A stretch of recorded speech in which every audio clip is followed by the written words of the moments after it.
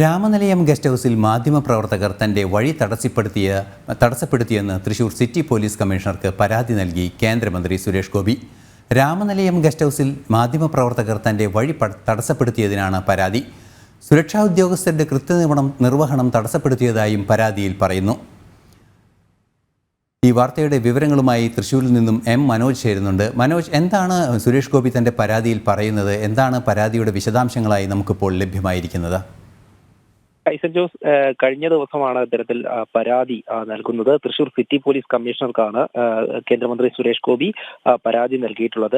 ഇതിൽ തന്നെ രാമനിലയം ഗസ്റ്റ് ഹൗസിൽ, അതായത് ഗസ്റ്റ് ഹൗസിന് മുന്നിൽ വെച്ച് തന്റെ വഴി തടസ്സപ്പെടുത്തിയെന്നും അതോടൊപ്പം തന്നെ കൂടെയുണ്ടായിരുന്ന സുരക്ഷാ ഉദ്യോഗസ്ഥരുടെ കൃത്യനിർവഹണം തടസ്സപ്പെടുത്തി എന്നുള്ളതുമാണ് പരാതിയിൽ ചൂണ്ടിക്കാണിച്ചിരിക്കുന്നത്.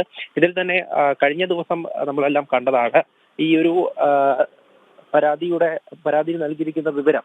ഇതിൽ തന്നെ നേരത്തെ ഈ വിഷയവുമായി ബന്ധപ്പെട്ട്, അതായത് ഹേമ കമ്മിറ്റി റിപ്പോർട്ടുമായി ബന്ധപ്പെട്ടും ഇതിനോടനുബന്ധിച്ചും പല ചോദ്യങ്ങളുമായി സുരേഷ് ഗോപിയുടെ അടുത്തേക്ക് മാധ്യമപ്രവർത്തകർ പോയിരുന്നു. എന്നാൽ വീണ്ടും പിന്നെയും ഈ ചോദ്യങ്ങൾ ആവർത്തിച്ചുകൊണ്ട് രാമനിലയത്തിലേക്ക് പോയ സമയത്താണ് ഇത്തരത്തിൽ വാഹനത്തിലേക്ക് കയറുന്ന സമയം സുരേഷ് ഗോപിയുടെ വഴി തടസ്സപ്പെടുന്ന ഒരു സാഹചര്യം ഉണ്ടായത്.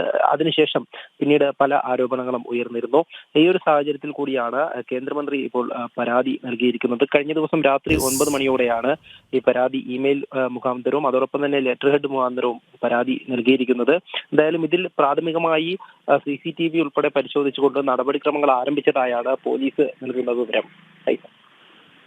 ശരി മനോജ്.